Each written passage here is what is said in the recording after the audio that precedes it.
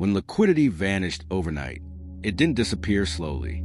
It was there one day, unquestioned, and gone the next without warning.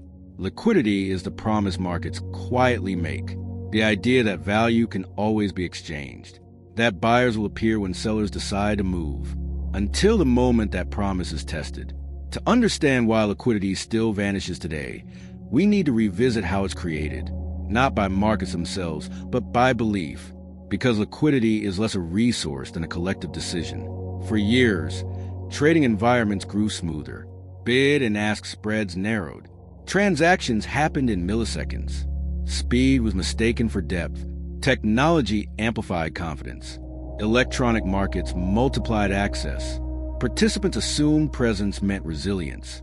If prices were visible, liquidity must exist. But liquidity only reveals itself under stress. In calm conditions, it feels infinite. In pressure, it becomes selective. Institutions build strategies around this assumption. They size positions based on normal conditions. They trusted exit models calibrated to quiet markets. Risk appeared manageable because history looked stable. At first, everything reinforced that view. Even during small shocks, markets recovered quickly. Central interventions reassured participants. Volatility retreated as fast as it appeared. That pattern trained behavior. Investors grew comfortable holding size. Short-term funding felt reliable. Turnover became routine. What went unnoticed was a change beneath the surface. Market making shifted from balance sheets to algorithms. Human discretion gave way to automated thresholds. Liquidity providers became conditional. The promise still existed, but it came with terms. Early signs were easy to miss. Brief pauses in trading, momentary gaps in depth. Events explained away as technical, but structure matters more than speed, and depth matters more than visibility. Liquidity that relies on perfect conditions is not liquidity, it is availability. As markets evolved, fewer participants were willing to absorb stress. Everyone preferred to pass it along. Sell now, rebuy later. Let someone else hold risk. The system worked as long as not everyone acted together, as long as belief held, as long as urgency stayed low. Then one catalyst arrived, not massive, not unprecedented, just enough to test the promise. Orders hit the market faster than expected. Quotes thinned, depth retreated. What had always been there suddenly wasn't, and the absence revealed something uncomfortable. Liquidity had not vanished overnight. It had never been guaranteed at all. As the first wave of orders cleared, silence followed. Not panic, absence. Screens still showed prices, but size disappeared. Trades at once executed instantly now waited. And waited. Liquidity providers recalibrated. Algorithms pulled back. Risk thresholds tightened automatically. No announcements, just withdrawal. This wasn't fear. It was design. Liquidity had become optional. Participants tried to adjust. Orders were split. Timelines stretched. But every adjustment signaled the same thing. Urgency was rising. With each hesitation, confidence weakened. Buyers demanded more compensation. Sellers accepted worse prices. The gap widened. Funding markets reacted next. Short-term borrowing grew expensive. Haircuts increased. Collateral lost flexibility. Positions that relied on smooth turnover felt strained. What had been liquid by convention became illiquid by reality, and there was no manual override. Markets don't freeze all at once. They stiffen, layer by layer. Depth retracts. Participation narrows. Choice vanishes. Risk managers saw the numbers change. But numbers lag behavior. By the time models adjusted, liquidity had already moved on. Some tried to step in, but stepping in required balance sheets. And balance sheets had limits. This was the paradox. Everyone needed liquidity. No one wanted to provide it. As selling continued, prices no longer signaled value. They signaled urgency. And urgency repels liquidity. The more participants try to exit, the less capacity existed to absorb them. Not because demand vanished, but because conditions changed. In theory, markets are continuous. In practice, they are conditional. They work beautifully until they don't.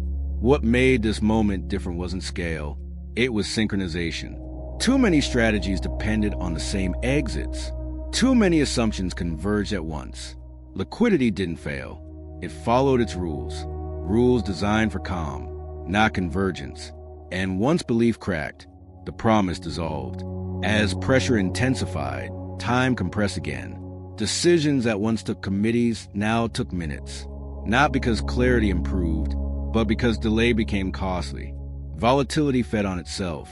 Every price movement triggered another response. Stops activated, limits breached, reactions cascaded. Liquidity absence changed behavior. Participants stopped seeking good prices. They sought any price. Execution replaced valuation. Survival replaced strategy. Those who could wait, waited. Those who couldn't, paid. The market sorted participants by flexibility. Hedging no longer softened risk. It redirected it. Instruments designed to absorb shocks instead transmitted them. Protection became acceleration. The structure revealed its hierarchy. Cash was king. Balance sheets mattered again. Access became advantage. Smaller players were forced out first. Then larger ones adjusted. Each exit reduced depth further. Each adjustment narrowed the path. Attempts to stabilize felt delayed. Signals came after damage. Confidence does not respond to explanation. It responds to behavior. When intervention finally appeared, it didn't restore liquidity. It stopped the collapse. A crucial difference. Markets stabilized not because belief returned, but because pressure paused. The machine slowed. Participants reassessed exposure. Assumptions were rewritten. Strategies were scaled back. What emerged was a different understanding. Liquidity is not a feature. It is a relationship. It exists only when risk is willingly shared, when uncertainty is tolerable, when balance sheets are prepared. Once those conditions disappear, liquidity does not argue. It leaves. This was the build-up's final realization. The market had not malfunctioned. It had revealed its true operating mode. And now, the system stood at its edge, waiting for the lesson to settle, waiting for the next decision. The climax wasn't a single trade. It was a moment everyone stopped assuming liquidity would return on its own. What followed was not relief, but adjustment. Positions shrank. Leverage softened. Speed lost its dominance over depth. Markets reopened, but differently. Participants demanded compensation for uncertainty. Liquidity came back cautiously, on stricter terms. The resolution was quiet. No victory. No clear ending. Just a revised understanding of how markets actually function under strain. Liquidity is not infrastructure.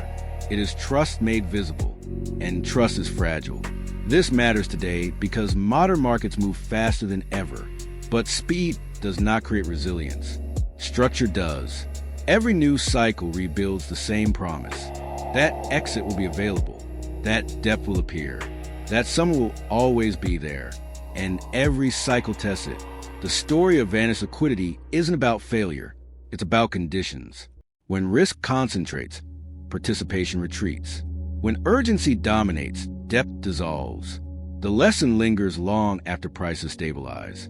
Liquidity must be planned for when it's absent, not admired when it's abundant, because the next disappearance won't announce itself.